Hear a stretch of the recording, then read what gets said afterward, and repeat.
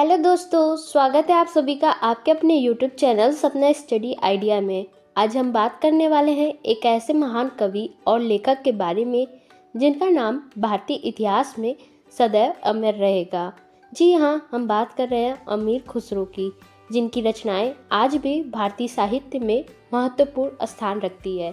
तो चलिए जानते हैं उनकी कुछ प्रमुख रचनाओं के बारे में, जिनमें शामिल है मसनवी, नूह शिपेयर और तुगलकनामा।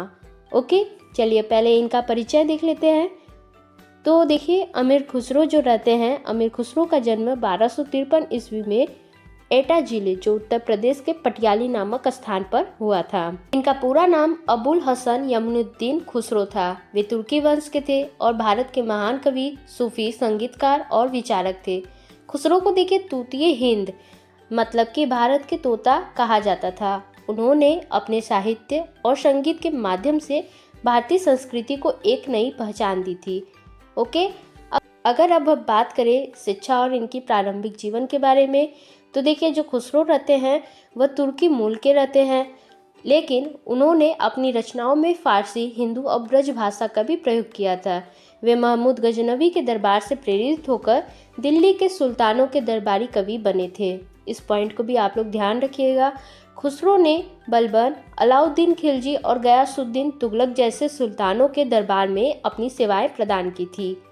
अब बात करें अगर इनकी रचनाओं के बारे में, तो देखिए अमीर खुसरो जो थे, अमीर खुसरो ने फारसी, अरबी और हिंदी में साहित्य रचना की थी। इनकी रचनाएं कविता, संगीत और सूफी विचारधारा का अनूठा संगम था। अमीर खुसरो की रचनाएं उनकी बहुआयामी प्रतिभा को दर्शाती है। उन्होंने कविता, संगीत और इतिहास में योगदान दिया था। इनकी अगर प्रमुख रचनाओं की बात करें तो मसनवी, नूह शिपेयर और तुगलकनामा भारतीय साहित्य और संस्कृति के अमूल्य धरोहर रहते हैं। तो आइए अब एक एक करके बाकी रचनाओं के बारे में देख लेते हैं। तो अब बात करते हैं यहाँ पे फर्स्ट मसनवी की। तो अमीर खुसरो की जो मसनवी रहती है, यह फारसी काव्य शैली की एक अद्भुत उदाहरण है। मसनवी का अर्थ देखिए होता है लंबी कविता, और इसमें छोटे छोटे शेर होते हैं। खुसरो ने इस शैली में अपने अनुभव और विचारों को व्यक्त किया था। उनकी जैसे प्रमुख मसनवियों में मातला उल अनवार और शीरीन खुसरो और एना और सिकंदर शामिल हैं। इन रचनाओं में खुसरो ने सूफी प्रेम, प्रकृति और भारतीय समाज के विभिन्न पहलुओं को खूबसूरती से चित्रित किया था। तो देखिए अगर बात करें यहाँ पे जो इनकी प्रमुख रचना है, तो जो इसमें फर्स्ट है मातला उल अनवार, मतलब जो मसनवी का प्रमुख ग्रंथ है। तो यह खुसरो की एक प्रमुख मसनवी रहती है, जिसमें उन्होंने सूफी प्रेम और रहस्यवादी विचारधारा का वर्णन किया था। इसमें खुसरो ने सूफी संतों के अनुभवों, जीवन के उद्देश्य और भगवान के साथ मिलन की भावना को व्यक्त किया था। अगर अब बात करें यहाँ पर सेकेंड शीरीन खुसरो की, तो यह मसनवी प्रेम की भावना और प्रिय के साथ एकाकार होने की अभिव्यक्ति है। इसमें शीरीन और खुसरो के प्रेम को एक आदर्श रूप में प्रस्तुत किया गया है। अगर अब यहाँ पे बात करें थर्ड आलमगीरी की, तो आलमगीरी का अर्थ होता है दुनिया का आलम। इस रचना में खुसरो ने राजनीतिक और सामाजिक परिस्थितियों का विश्लेषण किया। वे भारतीय समाज में व्याप्त विषमताओं को उजागर किया था। ओके, अब नेक्स्ट इनकी अगर रचना की बात करें, इसमें मसनवी जो इनका नेक्स्ट रहता है वह है एना और सिकंदर। देखिए क्या होता है कि सिकंदर के जीवन और उसकी विजय यात्रा पर आधारित यह मसनवी विश्व के महान शासकों की परिभाषा को प्रस्तुत करती है।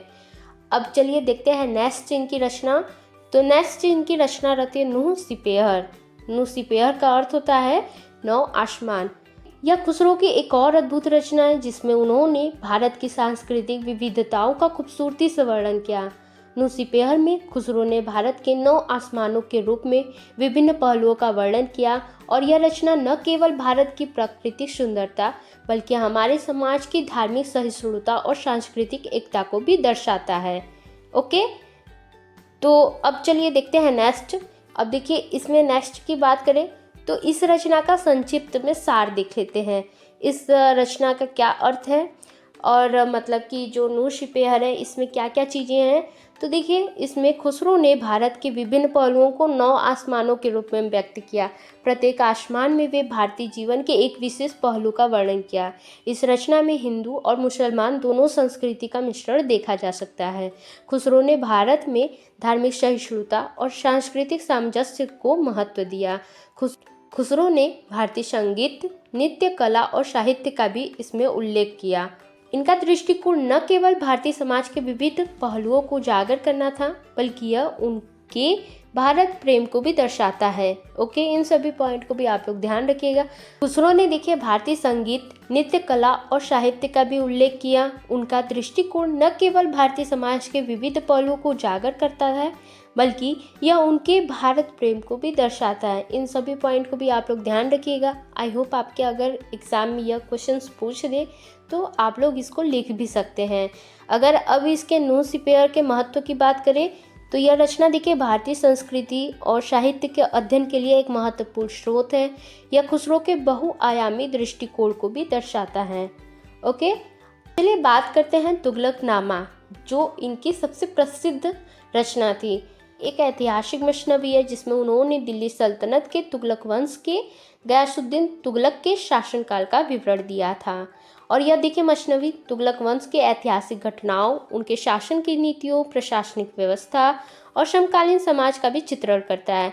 अब इस रचना का सार देखें तो इसमें खुसरो ने तुगलक वंश के शासकों के इतिहास, उनकी महत्वाकांक्षाओं, संघर्षों और उनकी नीतियों का बारीकी से विश्लेषण किया। खुसरो ने तुगलक वंश के शासकों की महानता को भी उजागर किया, साथ ही उनके शासन के सामाजिक और सांस्कृतिक पहलुओं को भी दर्शाया था।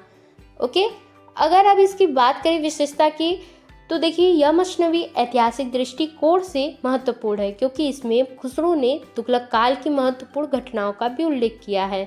तुगलकनामा की शैली और भाषा खुसरो के साहित्यिक कौशल को प्रदर्शित करता है। इस रचना में खुसरो ने साम्राज्य की शासन पद्धतियों, प्रशासन और समाज की विभिन्न समस्याओं को भी उजागर किया। अब बात करें अमीर खुसरो के अन्य योगदान की, तो अब यहाँ पे फर्स्ट पॉइंट है संगीत। तो भारतीय शास्त्रीय संगीत में अमीर खुसरो का योगदान अमूल्य है। उन्होंने सितार और तबले के आविष्कार में योगदान दिया था। कव्वाली और तराना जैसे संगीत शैलियों का भी विकास किया था। ओके, नेक्स्ट अब इनकी भाषा का देखें तो खुसरो को हिंदवी, पुरानी हिंदी के जनक के रूप में भी माना जाता है। उन्होंने फारसी और हिंदी को मिलाकर हिंदवी भाषा की रचना की थी। और थर्ड यहाँ पे है काव्य।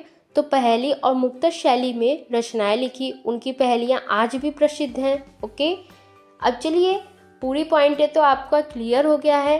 तो अब जैसे कि निष्कर्ष में हम लोग क्या देखते हैं कि जो हम लोगों ने टॉपिक पढ़ा है उसके बारे में शॉर्ट्स में समझ लेते हैं।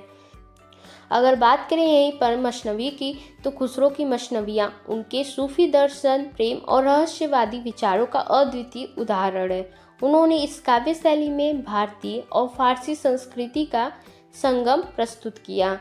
अगर यहीं पे बात करें न्यूज़पेपर की तो यह रचना देखिए भारत की सांस्कृतिक और धार्मिक विविधताओं को चित्रित करता है, जिसमें खुसरो ने भारतीय समाज की अच्छाई और धार्मिक सहिष्णुता को विशेष रूप से महत्व दिया। तुगलकनामा में खुसरो ने दिल्ली सल्तनत के तुगलक वंश के शासनकाल और गयासुद्दीन तुगलक की नीतियों का विस्तृत वर्णन किया था, जो उस समय के राजनीतिक और सामाजिक परिवेश को समझने के लिए एक मूल्यवान स्रोत है।